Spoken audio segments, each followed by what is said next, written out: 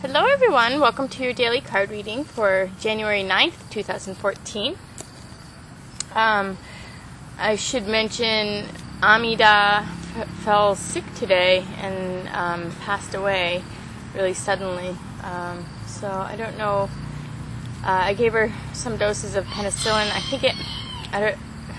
My best guess at this point is it's like parasites or something, so I'm going to go out tomorrow and get medicine. But anyway, she represents forgiveness and protection. So when a chicken dies, that sacrifice is all about that energy getting renewed. And so it, as if anything dies, it's like we lose that energy concentration, and then it really, everybody thinks about that and puts their attention onto it, and then has to really embody it on their own. And then that concentrated life goes somewhere else and can work, on another level on the other side, and then come back in another form again. So the death of life is a renewal of whatever energy that was that has passed. So we have this renewal of forgiveness and protection. So it's it's almost like an eclipse where what has served us in the past, or our way about understanding it, or our need for it, is now changing. So we have this kind of sideways, I hear sideways elevator, that people, I've heard that term before for the eclipse concept, or the death concept also. So anyway, just to keep that in mind, which I guess in translation to life now, that we're healing that, that's changing for us, our need for it, and our relationship to what hurts us. So there's a change in all of that. So anyway, I'm going to go ahead and do a reading. I think, I was thinking about this. I want to do a different kind of spread today, kind of along the relationship type of spread, but instead of one individual on one side and people, generally on the other side, what I want to do is life on one side and then existence on the other side. So existence is the forces of nature that organizes it all. It's like the higher intelligence that uses life for its larger purpose, whereas life is the mixing of minds, the mixing of concentrated energies, and the working out of that. So there's good and evil in life, but existence is always good, even though it might appear evil, when somebody dies or when something happens, but it is actually serving a higher good, so it's not. Whereas actually with life there can be the intention, concentrated intention to to harm another. So that is different than when there's a higher purpose for doing something. So we always need to align with the existence, and have the empathy for everybody, and really care about people's feelings, and care about everybody's inner experiences, and then and really know what those inner experiences are. Know the truth of people's inner experiences, and be there for the people who need us. And again with Amida, move away from people who don't, who are not there in need of our life in any conscious sharing way, conscious and communion way, So anyway, I'm going to do one tree magic in the beginning, and then I'll draw 2 cards for the individual we're looking at, and life and existence. Okay, haha. We get Vitality, the beech tree. And it says, vitality and fortune smile upon you through opportunities that you create. Number 14, the beech tree, Vitality.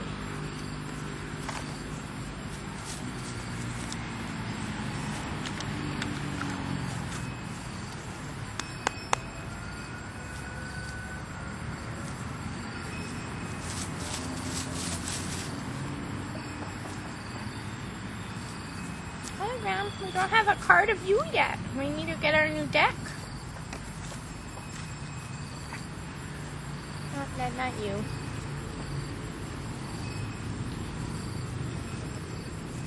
So this is for life.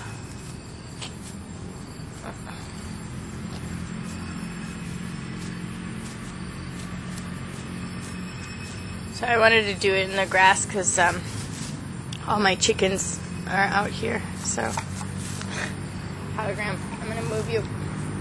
Here we have the real live flower right here, and Mojave next to her.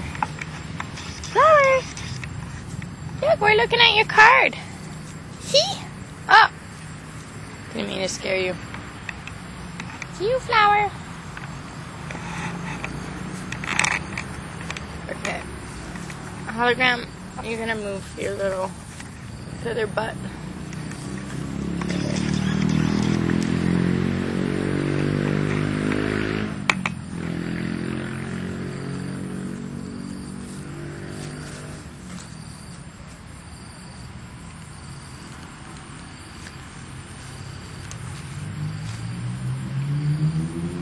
Okay, so, and actually let me draw an overall card. Let's see, it looks like we have a little space up here. Pine cone. Okay. So, this is the person we're looking at, and actually there's a decision that is going to be made here. So we have a decision, a pivotal point. We need to take a road. We need to figure something out. There's energy building. There's the kind of a discomfort and a need for a change, and so there's a decision that is going to be made once we kind of know what that decision might be. So it's kind of like we have to ride life a little bit longer until we get all the information and we're really clear on a path or a step we need to take in our life. And then in the physical world, so this is the mental world, and then in the physical world we have teaching and learning, and really able to transmit knowledge and transmit information, not just information, but like concepts about life, like really almost ideology. We can transfer ideology onto others by living our life as an example and by being that example. And then as we talk about it, or we talk about our paradigm, our complex set of beliefs, we can transmit, we can often transmit a reality where it makes sense to others based on experience. Like there's enough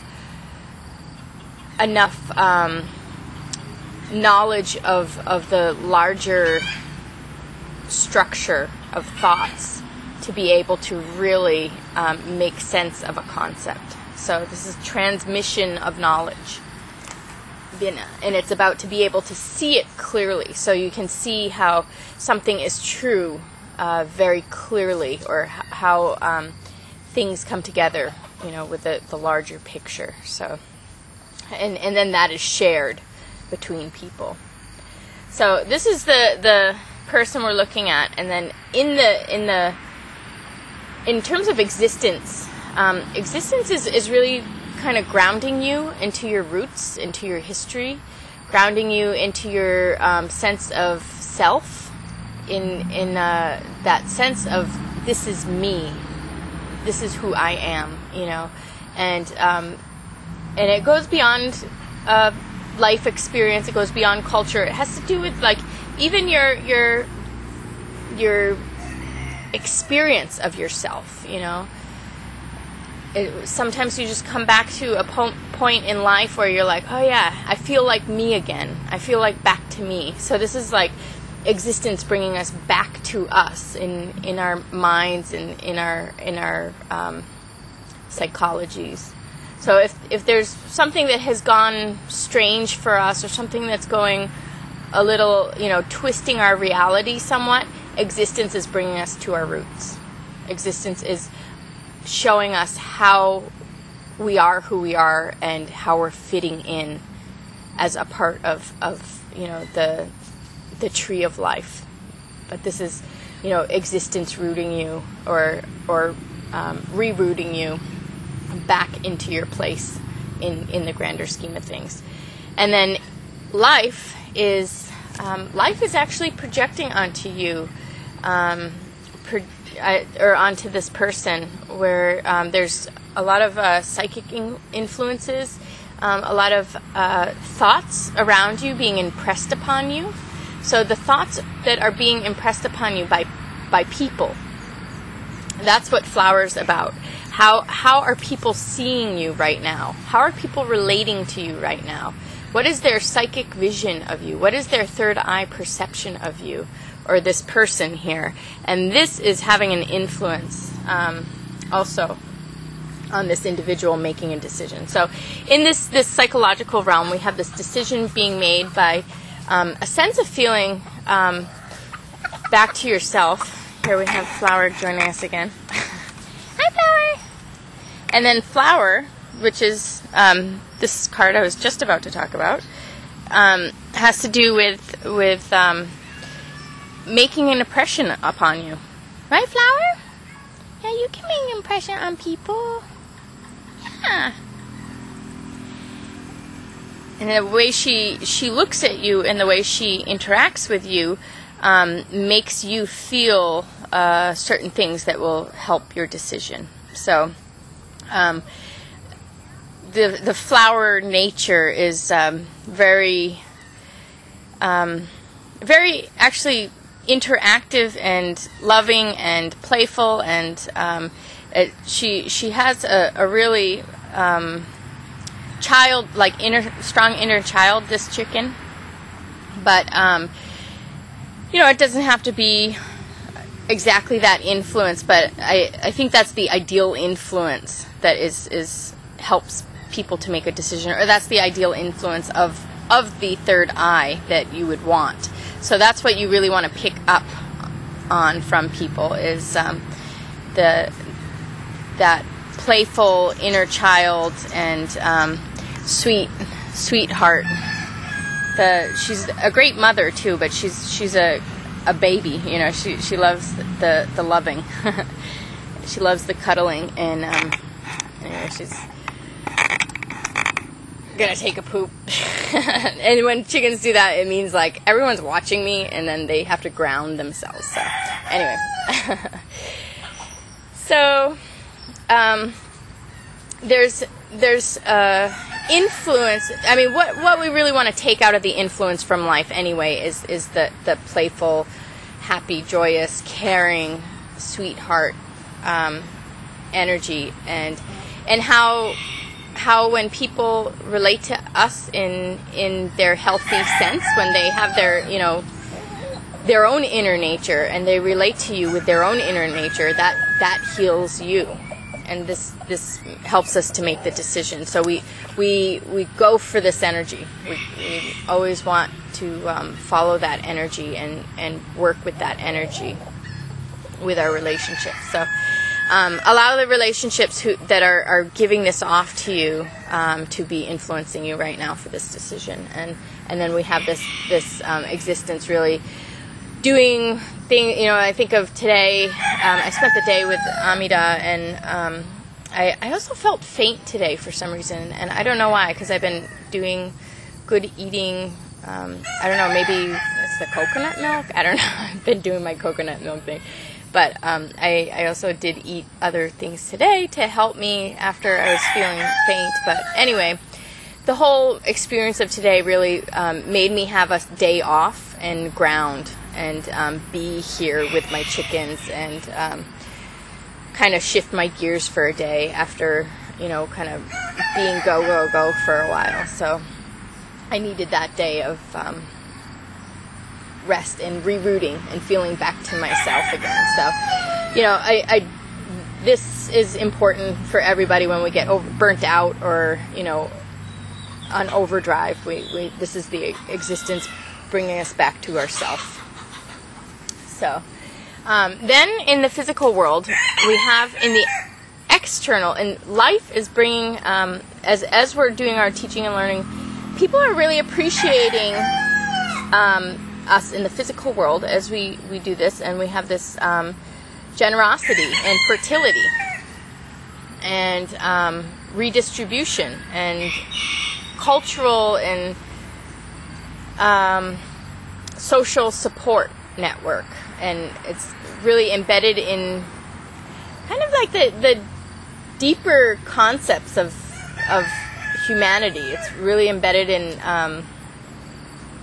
cultural concepts, but also belief systems or morals or values or ethics or understandings, because this is Ostara, which has to do with Easter, and this is a kind of a cultural holiday that brings us to look at one another and care about one another and do this act of redistribution. So this is like being provided for by the people, by the community. So life is in a very good aspect to us right now. And then, also existence is to sometimes the grounding experience. Like for me, I can see how that was a grounding experience, but it wasn't, always the greatest one. But it's for a very important reason, So, and then we have here, in the physical world, the Kundalini energy and the survival and the little red amore, which is the little red love, but this has to do with survival and the Kundalini energy and really kind of that, again, it's the root chakra and that rooted love. So that's very interesting. That's coming in the physical world. This is in the mental world. We're kind of rerouting ourselves. And then in the physical world, we have this base chakra, the first chakra, that is being activated by existence for us right now. And so that's with our position with teaching and learning and really seeing things clearly. I want to say this is going to be a very even, nice and smooth Kundalini energy coming in. It could be from other people, or it could be yourself. Actually, usually it's both. I always find it is both. But we have our own experiences to up our Kundalini that are magical and amazing, and then at the same time, there are experiences in the external world that happen through nature and the forces of existence working to, and even through working through life and working through other things, timing and synchronicities, but also working through the people to bring in this fiery rooted energy, the Kundalini energy that really kind of ups our vibration in the world, ups our level of vitality, of energy. It brings this vitality in. That's exactly what it does. So it awakens us and enlightens us, because it goes from the base chakra all the way up to up through the head, and really kind of realigns us in a higher level with our life and relations and our bodies and our experience here. So the last card here that we have is Pinecone, which has to do with enlightenment. So this does have to do with actually also the sixth chakra. It represents the third eye, but it kind of goes beyond it, where this is this is your third eye, and this is kind of the combination of your third eye with the larger picture of it all. So that becomes like the higher physical reality, really seeing the invisible, really understanding the meaning behind things. It's like when whatever people say, you know why they're saying it. You know, whatever people are doing, you know why they're doing it. That's the enlightenment. So it doesn't matter if they're doing good or bad, or, you know, what their intentions are. It doesn't matter. We have the understanding of who these people are, what their process is in learning and growing, and how it relates to us, and we know, we understand. So this has to do with also integrating the negative. You know, it does have to do with looking at everything, positive and negative, and really seeing the forces and the powers of existence beyond it,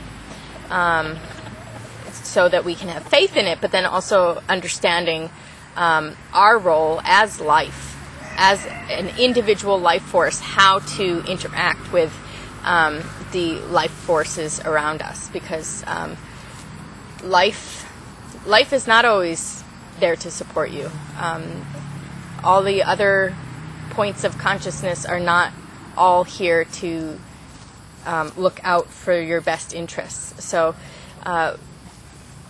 existence is working this resolution between everybody. But for now, we need to understand people's position in life and our position in life, and relate properly and appropriately and at the right distance, and, you know, really have that understanding, have that peace and understanding. And you know what, I want to say that what I'm talking about right now is that change in Amida, that change in protection and forgiveness. This, you know, this has to do with really kind of having a different attitude or energy towards the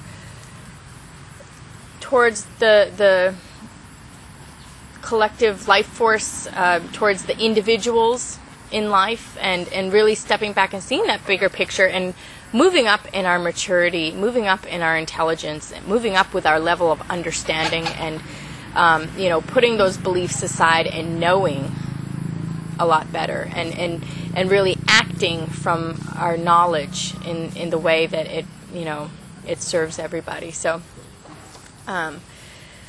yeah, I think that Amida is present in this reading through this card at the end of it all, where we have this change in our relationship to the duality of good and evil, of the duality of, you know, what serves us and what hurts us, and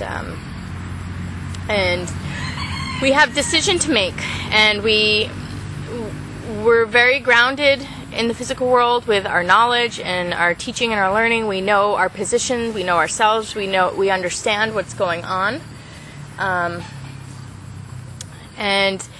then we have existence really bringing this kundalini to us. You know, it is also the little fire under our butts. So existence is bringing this to us in the physical world, and we are also having social and community and even financial support, physical support. We have a physical support system working for us in the world right now, in the physical world, because this is a physical support card in the physical position for life. So that was song number 2.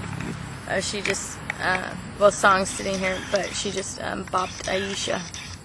So that was what that was all about. But, and the song has to do with relationship and connecting to others, and she just gave Aisha, who is the don't worry chicken, a little bump in the butt. So I'm going to say that is almost like the forces of nature that existence working, you know, like, well, don't worry, but you still got to do your work. You still got to do your thing. I mean, it's that, you know, we're going to do what we're going to do, but we need to also get our influences to make us move. You know, so that's what the Kundalini is about too. We're going to get this influence to make us move here in the physical world, and then we're really regrounding ourselves, rerouting ourselves back to our feeling of self. And then we have this really positive influence from the life around us that really is relating to us positively and giving us that support of self and that conscious acknowledgement and